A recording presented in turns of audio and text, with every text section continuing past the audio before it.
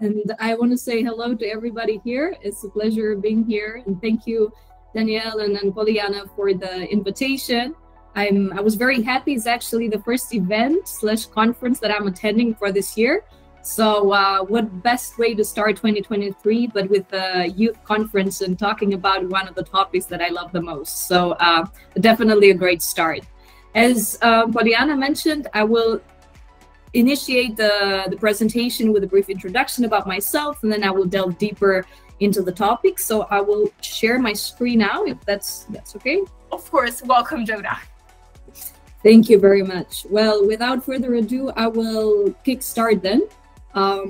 This is the title of the presentation, and what I will try to do, of course, one can try doing to delve deeper and give you some insights from my personal perspective regarding the effects and the impacts of international relations, policies, and diplomacy within the environmental and the sustainability movement.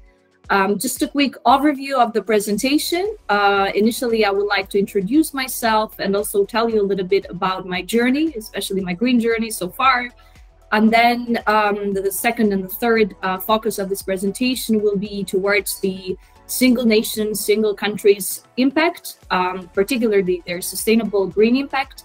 And then finally, I hope you will be able to get a few key takeaways from my presentation on the keys to achieving cross-cultural sustainable collaborations and enhancing the impact that single nations can do in order to sort of establish a collective mobilization towards the sustainable movement. So here's a brief introduction about me. I'm Jona Haxhialiu. I'm a project coordinator at the German green political think tank, which is called Heinrich Böll Stiftung. I am currently working in Tirana, the capital of Albania, but this green think tank has offices all over the world. Besides working as a project coordinator, I'm also a podcast host. Actually, I started a podcast, a green youth podcast this year. It was a project that was long due, but this year I kind of wanted to put all the ideas together and launch it, and also create some sort of an inclusive platform for young people, like-minded people like myself, to bring the ideas forward, to challenge the mainstream views, and also to tackle, or let's say to address the misunderstood sides and the misunderstood dimensions of the green movement, because it is unavoidable, just like any other movement, that many people sort of get the wrong idea about it, or some people associate the extreme sides of it with the main cause and then the main fight that the great sustainability movement stands for. And lastly, and I would say this is the title that I'm most proud of, is the fact that I am a climate and sustainability advocate. This has been some sort of a title that I have passionately carried, especially since my undergraduate study years, where I was actively participating with other activists in the Netherlands, because I studied and I worked in the Netherlands. But I will take you step by step throughout my journey. Just a little bit about my academic background. I actually studied in Groningen at the Groningen University, which is a Dutch research university. I have a multidisciplinary background. I studied liberal arts and sciences, a complicated topic, but I will explain it to you in 2 sentences. It's a multidisciplinary program where you combine social sciences and also natural sciences together. So it gives you the flexibility to sort of design your own major. And my main major was in sciences. I did mostly physics and mathematics. And on the side, I also did a minor in sustainable business, but also a few social classes and a few humanity and philosophy courses. Hence the reason why today I find myself studying a very different degree, namely international relations and political sciences. But of course, it wasn't too far from my initial idea, because the main sort of career or professional aspiration that I have is to focus on environmental policy. And I think the best way to tackle or to debug environmental policy is to bring 2 perspectives. So from the natural sciences domain, namely the environmental sciences, and also the policy making and social sciences and international relations domain. So combining those two together certainly can be very challenging. But from what I heard from Daniela, who's also studying a very difficult degree, namely technology and IT, it's something that, well, the new generation must be prepared for, right? We must bring new ideas, new perspectives, novel initiatives, and also novel combinations of discipline to the table in order to carry the fight for the green movement forward. How I got involved with the environmental causes, well, it all started in the city of Groningen, actually. And here I placed a picture of me doing a march. This is actually for women's rights. So it's another social cause that I really carry close to my heart. And I'm the person in the middle screaming and holding the banner. And I was very passionate during this march. It actually was the time when I was president of a feminist NGO there called Women's March Groningen. And the further I got into the activistic scene in the Netherlands, the more I started to realize how many various social movements were actually highly connected to one another. So by starting with the women's rights movement and speaking up regarding the violence against women and young girls, I also started to get in touch with the ecofeminist movement and then the other human rights movements and eventually the sustainability and green movement. I was 19 at the time, but of course the passion for natural preservation and protection actually goes a little bit deeper than that, because I come from a very diverse city in terms of natural landscapes. I am originally from Berat. It's a city in the sort of southwest side of Albania, and it's surrounded from mountains, and in the middle of the city there's a river. So I was sort of brought up in an environment where love for nature and the environment was sort of like always there. It wasn't there wasn't a single moment when we would be let's say polluting or littering the streets. We were always, it was that sort of collective thing that brought us together, especially in my birth hometown. Regarding the content that I want to sort of introduce in this presentation, it actually, I have started with the SDG number 16, the peace, justice, and strong institutions, because this is also, I think, a very meaningful in my professional journey.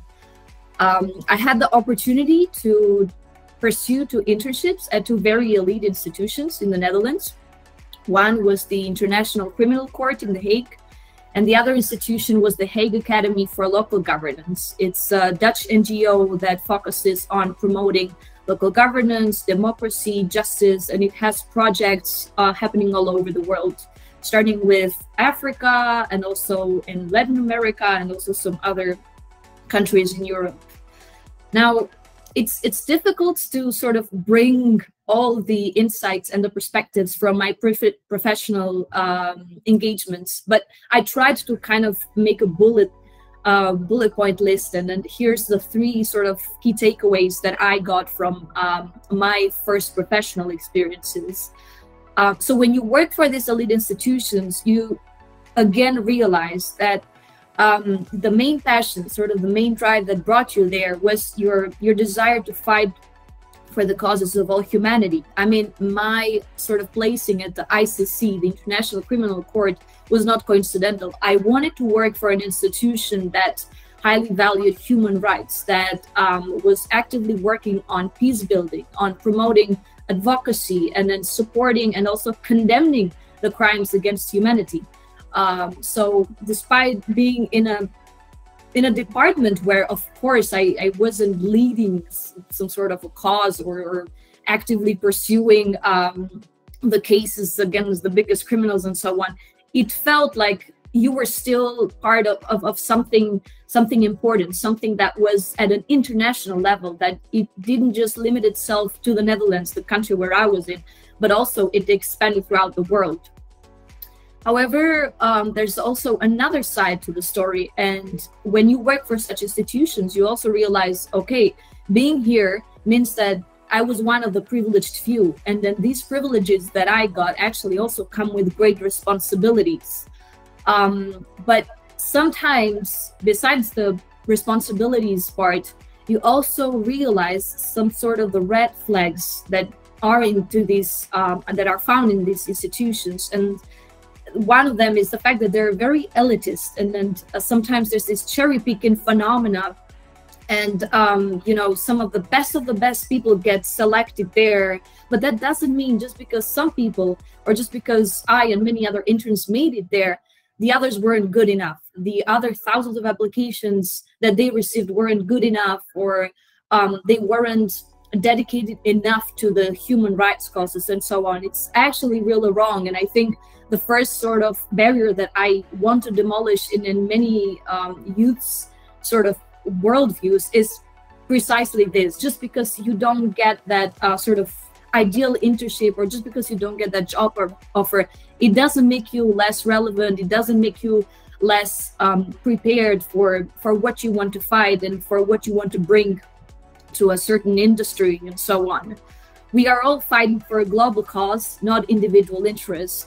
Or at least that's what I like to think, because I think today, unfortunately, in the era of social media and other sort of overwhelming information environments, we try to really distinguish or differentiate ourselves by putting ourselves on a constant spotlight. And I think that really takes away from, especially from the causes, and particularly the sustainability causes that we want to fight for. And this, in a nutshell, also explains how I eventually turned to the green movement. And this is SDG number 13. I intentionally wanted to use the SDGs because this is a clear example also of something that I am a little bit of a skeptic about. I think, just like, if I would give an analogy here, just like those audios that you see constantly on the reels and on the TikTok videos, and they get stuck in your head, I feel like it's the same story also with the SDGs, because now you see them on every promotional campaign, you see them on every institutional chart. And as happy as this makes me, it also makes me a little bit skeptic, because it feels like, is this like some sort of a sustainability or greenwashing that everybody just puts them there? But who is really holding these institutions and these governments accountable for actually implementing and then really establishing impactful policies? So it's a double-edged sword, I would say. And then this was also my intention to bring them into the spotlight also in my presentation. Now, one of the questions that was given to me for this presentation was to identify 2 climate change problems that are very severe, but honestly, it's very difficult to identify just 2, because there's so many.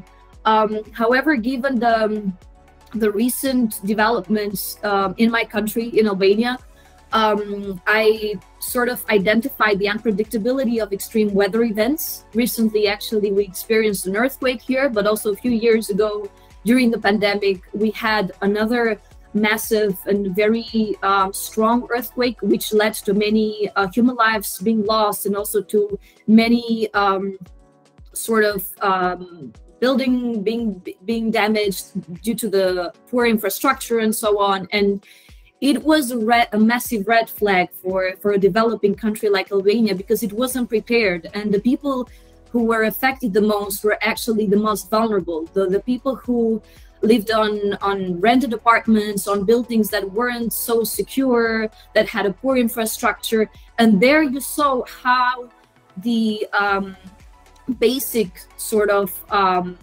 impact of such a sudden weather event, actually, how it disproportionately affects people. And the ones that suffer the most are always the ones that are the most vulnerable. And we have seen such cases also in the Pacific Islands and the island states. And it's so sad when you think about it, that the people that actually suffer the most are the ones that contributed the least to the climate change phenomena. But this is what it is. And then we have to make do with the fact that we cannot now affect the past, but what we can really focus on and what we can actively engage with is the current moment, is the present time. And the second problematic issue that I identified was air pollution. actually air pollution is a major threat to health and also climate change phenomena. And I specifically mention health here because health, I think it doesn't just refer to human health, but also to the health of all the other living species, meaning plants, microorganisms, and animals. Because if we have poor air to breathe, we cannot function well. I mean, we are so limited. You know, just like the saying goes, we base our sort of activities on the quality of our productivity, on the quality of our brain, on the quality of our health, and so on. So everything is interconnected. And if we cannot breathe fresh air, then everything else, it's just, you know, it escalates. And we have seen places like Shanghai and Beijing where people are constantly carrying masks. And imagine, we also got a taste of that from the pandemics, where we were constantly wearing masks, and that kind of reality. Why should we actually make that a normal reality while we really can sort of push forward for much greener policies and bring back the cleaner air that we once used to have? Now, for this part regarding the what can individual nations do in order to achieve impacts at a larger scale, this is also a question that I have for you and the chairman and chairwomen here. What do you think individual nations can do? I personally tackled it from the global north versus the global south perspective. This is the first initial thought that came to my mind when I was given the question: how can single nations from the global north and the south, how they can generate impacts on large scales?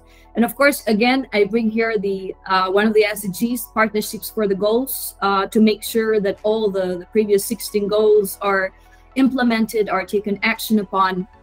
But for me, it's the main narrative is actually seeing how sort of the impacts are occurring in the global north and the global south, because it's a massive difference and also a massive difference in the pace that they're happening. In the global north, that has all the sources, the resources, all the means to achieve their ambitious goals. And also we have another reality on the global south that is also unfortunately facing the biggest consequences of climate change. Now, some of the individual cases that I could bring would be from the countries that I have studied, and also the country where I live, the Netherlands. For example, the Netherlands, you know, is the country where there's the Global Center of Adaptation, which are particularly focusing and doing research on adaptation and also mitigation strategies, and also how they can be implemented on the countries that are the most exposed to the effects of climate change. Actually, one of its research centers was in Groningen, the city where I lived and studied. And recently, GCA, the Global Center of Adaptation, actually signed a memorandum with the OECD to strengthen cooperation, but also increase the resilience to the impacts of climate change.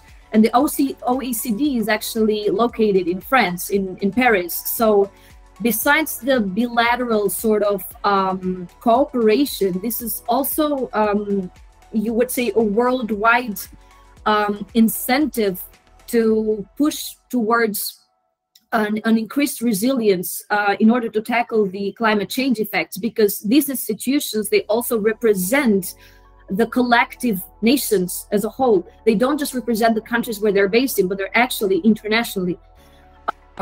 They're actually international bodies. And some other examples that I would mention here would also be, for example, in India, there's the solar business that is thriving.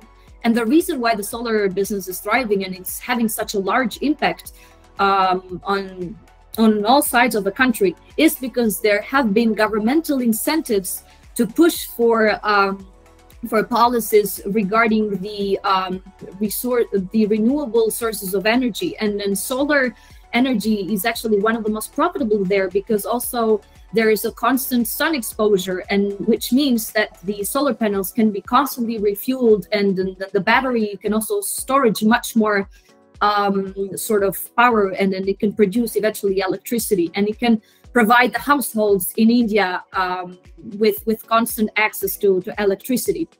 Now, I don't want to delve deeper into it, but I believe you get the overall idea.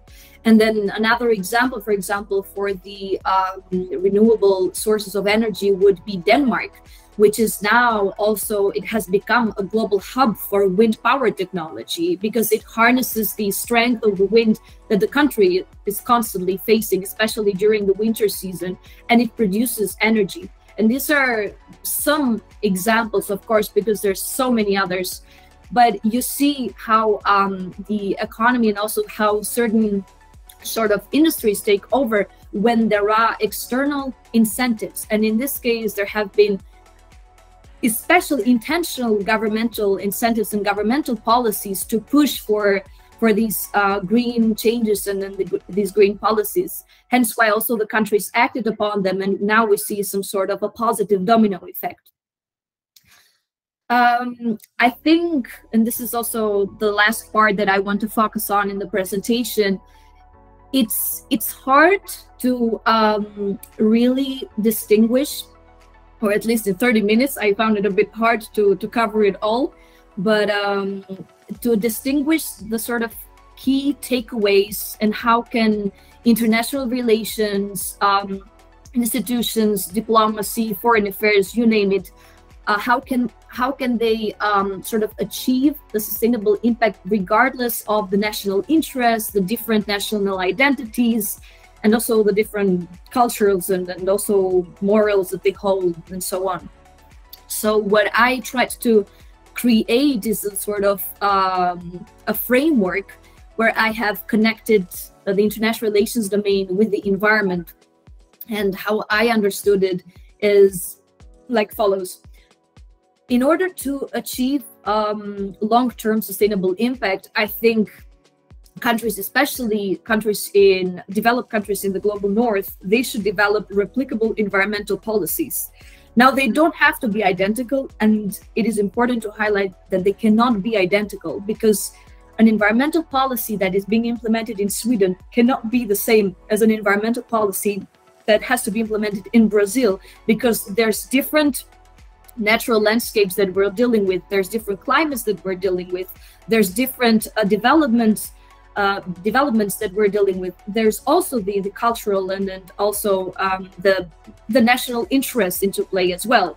However, establishing a theoretical framework and also leading research studies, Sweden, for example, with all its prestigious and elite institutions, when it comes to environmental research, can help fund, for example, projects in Brazil and also other countries in order to collect data and also to sort of produce key findings, which can then eventually enrich and also end up in the hands of the politicians and the decision makers. That's how a well-informed process is supposed to go.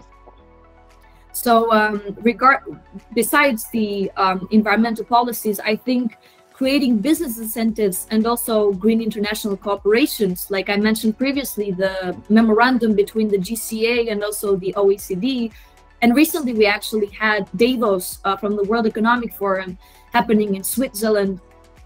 Those can be good incentives to bring, and also COP27 that happened in Sharm el-Sheikh, it could be a good incentive to bring also these international conferences to the global south.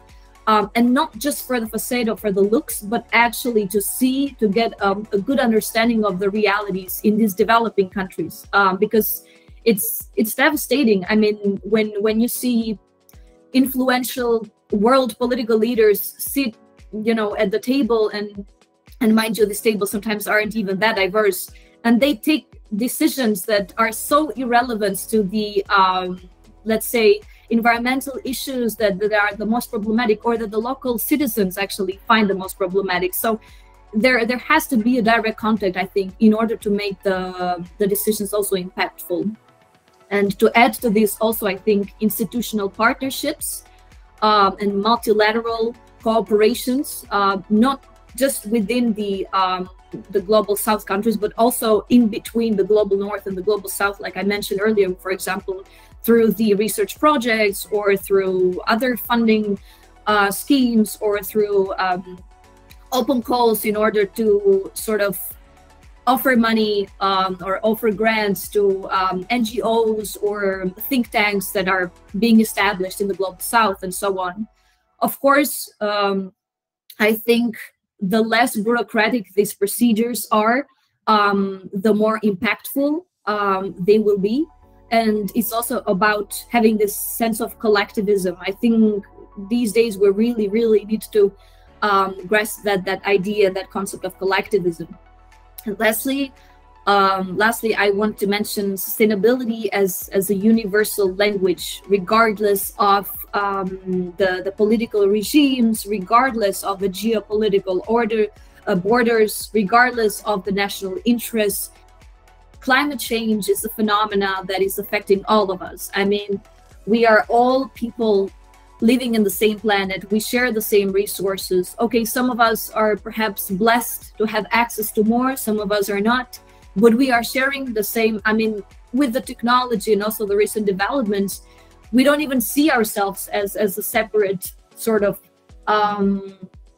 kind of place anymore. It has all become like a global village. It's a term that is also being used a lot, especially in the IT and in the technology industry, because we are so highly connected. And what happens on one side of the world and what is happening right now, let's say in Costa Rica, doesn't mean that people in Albania won't get affected. Of course they will get affected, because it's all highly interconnected. The environmental system and the climate change system works as such that everybody is equally exposed to it. Some of us are more, of course, but some of us nevertheless are still getting impacted from it. And then another, if I would mention an example from the diplomacy or the foreign affairs case, you know, the Ukrainian-Russian war, you cannot say that it's something that, you know, that just because we live on the other side of the world, it's not affecting us, because it is. Everything is so interconnected.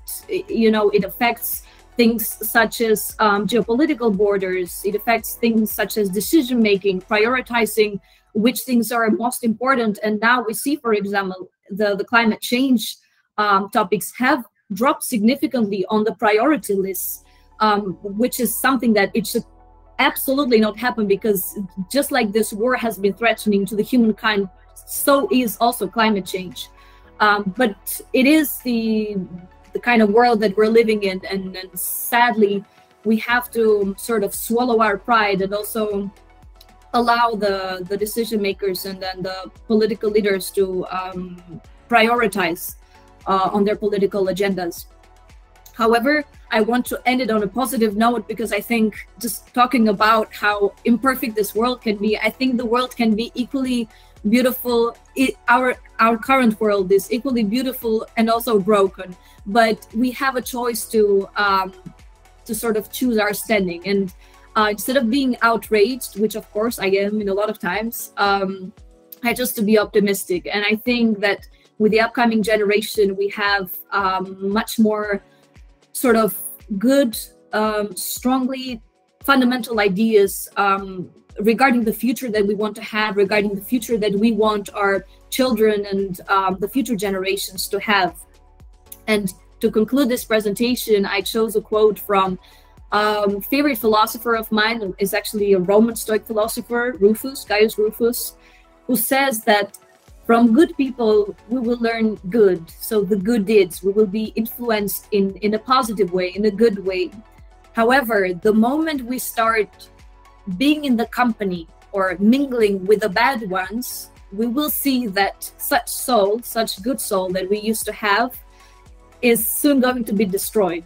Destroyed is a bit too extreme, but I would say it soon starts to fade. So it is important for you all, this is an advice from me, to really make well-informed decisions and to carefully select the people, be that in the environment movement or in your respective industries in the future, in the working places where you will be positioned in, to discuss your ideas with the people that are aware of the causes that you care about, and also to associate yourselves with the people that are driven to have an impact, that are driven to make a change. Because even though it's an individual effort, I think small steps do count. small individual contributions, they count a lot. So I hope that this sort of gives you a good understanding and also gives you some inspiration for the following up debate in terms of single nations impact, but also how can individual impacts contribute to the larger scale sustainable impacts. And with that being said, I would like to thank you for your attention, for being here. I hope you enjoyed the material that I brought in. It was quite squeezed in because I was only given 30 minutes and I'm already seeing that I'm running over past 18 seconds now. But here I have a few channels that you could connect with me. Please do not hesitate to reach out, to suggest ideas, and why not, if you want to be an attendee or a speaker in my podcast, please feel free to contact me. I would absolutely love to hear your perspective and to have you on it. I hope that it was insightful and hopefully also a bit inspiring for you all. And I'm looking forward to all of your questions. Thank you. Jona, you were truly inspiring. I am shocked. I loved it. Thank you so much, because you were able to tackle both general and specific issues at the same time, and you brought up examples, and that I think it added a lot to our debaters and also chairmen here today. So thank you a lot. Just gonna inform our debaters and chairmen that in order for you to ask questions to Jona, you can either type in the chat or raise your hand, and so we will look at the order of people in alphabetical, well, it's not alphabetical order, but like the order of people that asked before to join the meeting, etc. And you'll have the time to ask any questions. I ask you to ask specific questions and not general ones. So no things like, oh, what inspires you? Okay, because we have little time. So, you know, use your time with, you know, dedication and choose specific questions. I see we already have some hands raised. But my computer is not working, and this is the first time it's not working, so I'm actually worried. Let me see. Danny, are you able, or Jona even, if you are able to stop your presentation and look at the order of people, because unfortunately I'm not able to see them. I think I have to exit the meeting and join them again. Mm-hmm. Yeah, I see 3 raised hands. Should I just pick one, or? Yes, the first one you can see. Okay, Alice. Alice is the first one. Hello, guys. Good morning, good afternoon. Jona, it's a pleasure to have you here. I just learned a lot from you, and I'm so happy to be here with you, with all you guys. It's a pleasure. So let's do the question. Currently, it's clear the lack of participation, effective participation and commitment we have from the countries, some countries, with climate global issues. So, and as you show it to us, you've been studying international relations and political science, and when it's right applied, we know that it can become a key of collaboration for international change and the word's sustainability and development. So as I intend to study that topic and this major, I have the question. It's more like a question about how do you think this major can brought us to a more effective activism. So as this is such an important topic to be worked and debated, what was the main thing that made you decide to attend international relations, to study international relations, and how do you think that the youth that are currently enrolling on this area can work for world sustainability and the green activism and development field as a whole, using this major on today's world? That's many questions. I'll try to address them collectively. Thank you, Alice. Very good point that you make, actually. I will try to, of course, offer my personal experience and my personal perspective on this. For me, the decision to study international relations wasn't coincidental. I initially wanted to study governance of sustainability, which connects again the domain of natural sciences and the international relations, because I personally care so much about this cause that I also want to be academically and theoretically prepared for it. However, it does not mean that students, for example, who have done a previous major also in international relations and then eventually continue with masters in international relations cannot understand what the climate change movement is about, what the sustainability movement is about, because it's not just about the protection and the preservation of the environment. It's, like I also addressed earlier, so multidimensional, it's so complex. And with the war, for example, in Ukraine, it also affected energy security, and energy is also part of this climate change movement and of the environment, and it eventually leads to certain policies and certain regulations that must be met from countries in order to provide people with access to electricity and so on, without having a significant carbon footprint from the production of the energy. This is an illustration of it, I would say. Of course, sometimes there can be rigidity in the academic systems. I understand it, and I have also understood it from the students that I have at the university in my class, that they want to use the international relations background primarily for institutions or think tanks that focus on political projects and political science research projects and so on. But really it is a challenging task, but really bringing sort of the access to the students to the multidimensionality of the climate movement, I think it gives them also a bigger incentive to, oh, hold on, actually there's some way that I can contribute to it, also with my political science background. Because, I mean, look at the politicians and the decision makers in our countries. If they're not fully informed through those policy briefs or through those policy summaries, they cannot make good decisions. They cannot make fully critical decisions regarding let's say, the environmental and the natural issues happening in their respective countries. So, of course, it can be a bit challenging. I realize that, but I think as time goes by, like, these interdisciplinary connections are being more and more enhanced. So I hope that was the answer to your question. You was. Thank you so much. No problem. I see Laura. Yeah, I'm Laura. Yeah. Okay. Yeah, and now I'm able to see things. Laura, you can go on. Okay. First, I would like to say sorry because I have the flu, so my voice may be cracking. But I would like to thank you, Jona. I absolutely loved your speech. It was really inspiring. I learned a lot of things.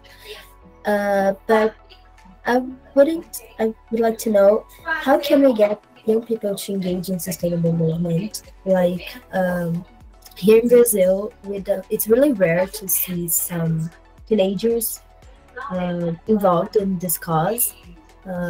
Like it's really rare to see activism here. So I would like to know if you have any tips for us to really bring more people to this cause, you know, like something that we could do in our schools or community, this kind of thing.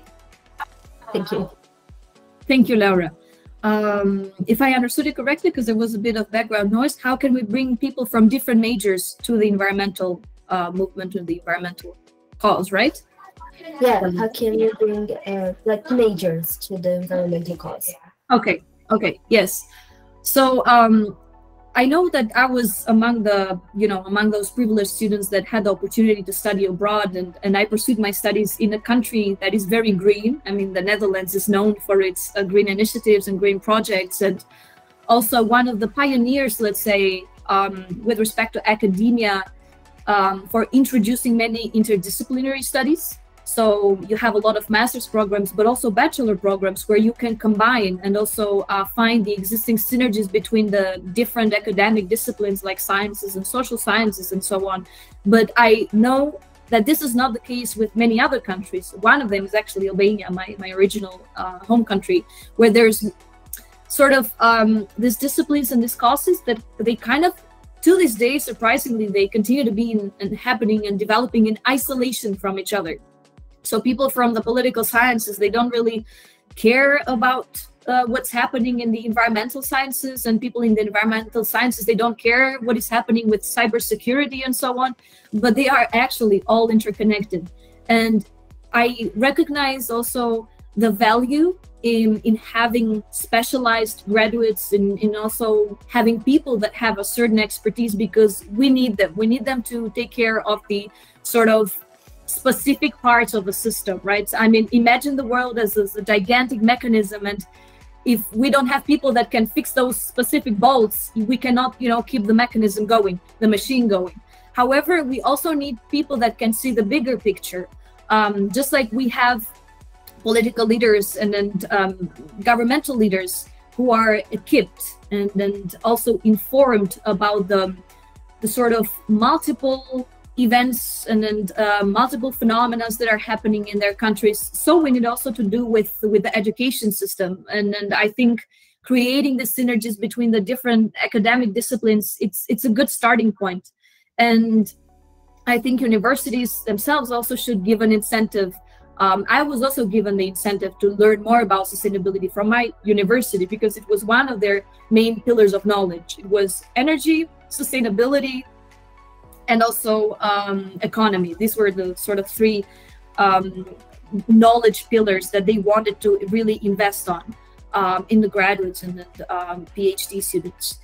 But bringing people that come from a very different, I mean, I would say I would just choose medical students, because those are the furthest, I guess, from it. But are they really? I mean, when we think of health respiratory issues being directly caused from poor air quality, are these medical students actually really away from the climate change movement, from the climate change consequences? Not really. So you see how it is so highly interconnected. And if you give them this sort of green lights and hints that, look, this is how these two disciplines actually can be interconnected with one another, I think they also understand that it is actually an added value if they learn more about it, if they start to care more about it. But unfortunately, it's not always the case. And people, if it's not close to them, it's also not close to their heart, so to speak. So finding the incentive and mobilizing people, I mean, this is, if I had the answer to this, I would be a world leader. But sadly, I don't have all the knowledge in the world. But I can try to understand more of the world and more of the people who live in it. And I think also finding the power in the differentness and in the different perspectives that people bring. We have to equally, pay attention to the people who are, let's say, climate deniers, and respect them the same way that we respect the climate activists. And do you know why? Because I've been in the activistic scene for many years, and I know how fired up people like Greta Thunberg can be, and then what they want to achieve, and how passionate they are, willing to put their lives at risk. And also these climate deniers were like, oh my God, this environmental activist, yet again, so loud, making so much noise for nothing. And you have to sit down with both of them, because the people who might be on the other extreme end of the spectrum, they might actually also bring some sort of useful insight, a useful perspective, because they might actually be telling you, look, that we don't have many information. We actually haven't accessed much information, because these people who are actively engaged with the climate movement, they always get their hands onto something, and they're well informed. But the rest of us who, just want to believe the opposite, we're also not really given the means to sort of change our worldviews or to challenge our perspectives and our worldviews. So you need to understand both, right? And then different opposing perspectives in order to find a golden middle way, I think. And also by trying to be very rational, logic-oriented, and a little bit less subjective. Now, I know how hard it is, especially when it's a cause that you really care about and is close to your heart, but you can always try. And I think it could be a good starting point. Also, again, relating it to the idea of students coming from different majors. If you just have a conversation, or if you just initiate a discussion with them, not turning it into active and reactive mechanism, but just really explaining it to them, I think it is important because X and Y. And I think the reason why you should participate or why you should attend an event on climate, on the climate movement, or why the climate change consequences are so grave and why they're threatening human lives is because of this and this. And maybe people will start to show interest, and they will be, I think, less hesitant or less resistant. I hope it answers the question a little bit. Yes, thank you so much. Thank you, Jona. We have one last question, and then we have to move on to the debaters, because again, I know you have thousands of questions to ask, but unfortunately I have limited time. But yes, we have Medium 40. Yes. I'm sorry, I never know how to pronounce your name, but no, it's correct. No, it's correct. It's Miriam. Yes. Hello, everyone, and nice to meet you too, Jona. It's a pleasure to be here, and thank you for this inspiring and interesting topic speech today. And while I'm listening to you, I was wondering something, especially in this period. You know, it's a difficult period for everybody, especially in terms of policy, politicians, and financial and international relations. So I was wondering this. Finally, doing what needs to be done to combat the climate change, do you think that all comes down to political will or not? Can you repeat the question again? I didn't hear it very well, Miriam. My question is, finally, especially after what happened in this world now, what do you think about this question? Doing what we need to do to combat the climate change, all comes down to the politician will or not, or it's just something by population, or the politician will has a very good imprint in this sense? Thank you, Miriam. Oh, that's a challenging question, and I will try to remain within the time limit. Of course, it does come to the politicians' will. I do think that, and the reason why I say that is because of the local politicians here in Albania, who unfortunately are not the kind of people that Albanian people would like to be represented with.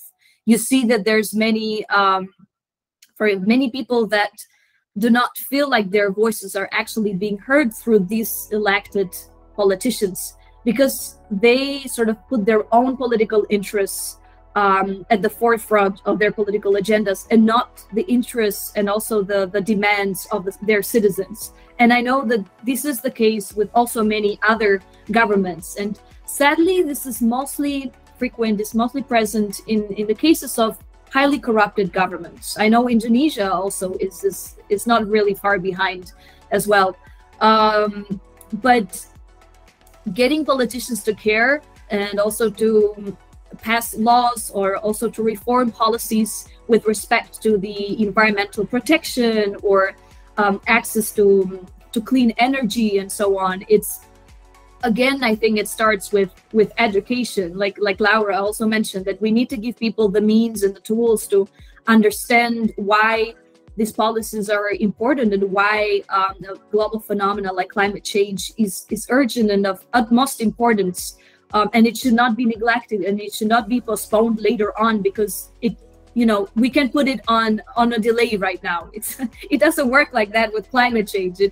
It goes on, and if we don't reach that 1.5 limit, we're bound to go towards a very negative scenario, or a destructive post-climate catastrophe. And hopefully we're not going to head towards that. I mean, some good news was that now we finally have the recovering of the ozone layer. I think that's great news that also gives us a little bit of hope. And I think it also gives, again, to the politicians who are informed and who have fortunately heard the news, that if we are collectively participating and then passing these green reforms, and also giving the local businesses and building and transforming the local economies into circular economies, into sustainable models, we can also see the direct results. And one of them particularly has been the recovering of the ozone layer, which is so crucial and fundamental for the maintenance of human lives. I mean, if we don't have healthy humans, we cannot really expect our societies to flourish. So I think politicians sometimes also need that wake-up call. Hello, if you don't have healthy people who have access to healthy environments, you cannot govern them because then they will end up in hospitals. But sometimes it is difficult to get politicians off their decision making and then sort of limited quadrants and then see the reality as it is. However, it is, I think we're now seeing more and more informed and also multi-dimensional politicians and then world leaders and also managers in important institutions who are aware of the positive impacts of passing certain reforms and also of changing certain strategies that are mostly focused towards having a sustainable impact. So I think we're on a good track, but again, there's still so much work to do, and sometimes I think these international cooperations are mostly I don't know, remaining at a superficial level, and it's difficult to really have trust in them when you see people from like CEOs from companies that we know and we're very well informed, they have a massive carbon footprint and they're not really sustainable in their practices, and it makes us a bit rigid in actually believing, like, what are these people at Davos 2023 actually doing? Why are there so many protesters outside of the building? Why are they there? I mean, it makes people question, people that weren't able to make it to Switzerland. It makes them question what is actually being discussed and why are these meetings important, and why is the CEO of Amazon there? Why, and then not other people, let's say, from the activistic scene and from the CSO and the NGO scene, who are really doing, then they're actually present and they have a first-hand sort of experience with the environmental impacts and then the climate change impacts. So I just want to say that we must remain optimists. This is something that we have the power to do, and by sort of having that optimistic energy in us, I think we can also pass it on to our colleagues, to the people we work with, to our fellow activists, and so on. Because if there is no that sparkling hope within us, I think it's also very difficult to carry on and to really address these challenges head on. Because if we're constantly pessimistic, if we're so unhappy with the current state of the world and with our political systems and with our leaders, I mean, can you take all that? I personally cannot take it because it's just too much. It's so overwhelming. And let's not forget that we're now in this area that is post-pandemic, a global phenomena that really isolated us and that yet again reminded us how significant and essential human health is. And if we don't have good health, nothing else is important. Everything just shuts down and systems fail and the systems get shattered and everything else really becomes so fragile, and it's so easy to make everything collapse.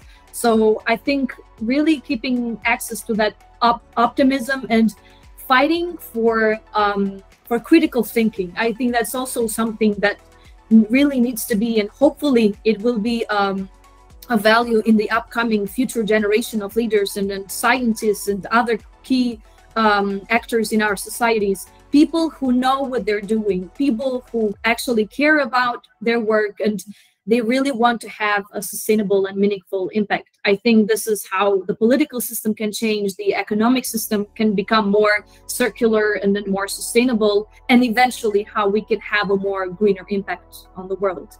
I hope that answers your question, Miriam. Yes, thank you so much. Thank you. Thank you so much, Jona, for your dedication. I love to see how your speech was like detailed, and also your answers. You cared about, sharing everything and all the information you had with the participants. So thank you so much. Also for your availability. Your speech was amazing, and I'm honored to have you here. Thank you so much. There is no way for me to express the joy that I'm feeling at this moment to have you here and to have our community engage with you. So incredible to see, like, oh, even because you're probably older than me. For the ones that do not know this, I'm 18 right now, so it's lovely to see how older generations actually interact with teenagers, for example, and it's lovely. Thank you so much. Thank you, Poliana. If I may get a few minutes just to thank you, and also the organizers and everybody who was here. I mean, I saw there were at some point 66 people who attended, and I'm honored to be here and to see that there's an interest also from your side. And I hope in some way I was able to give you an enriching perspective regarding the questions that you had and the debates that will follow on after this. And just remember that regardless of the size of the impact that you're having, just you attending these meetings and just you being present in these conferences and reaching out, even though you might be at the beginning of your professional or in the middle of your professional journey, it all matters, because like I said, with the small spark, you can then really incentivize and inspire the people who you might not even know that you're actually inspiring, and really bringing them to the environmental cause. So thank you also for having me. And like I said, this was the first event to kickstart my new year. So it definitely was special, and I will carry it close to my heart, and definitely pass the word around for the conference and to the network that I have. So thank you again, Poliana, for the invitation. And I hope it was a little bit insightful, and yeah, I hope to see you all maybe in another upcoming event or so. And probably, maybe, hopefully one day in one of these important international conferences. I would like to see all the young, motivated people there to really put the tough questions and address them to these political and decision makers. So thank you again. Thank you, Jona. I'm emotional. I'm sorry. People know this. I get emotional. I love this cause, and I love to see people engaging with this topic. So thank you again. There's no way for me to express this at this moment.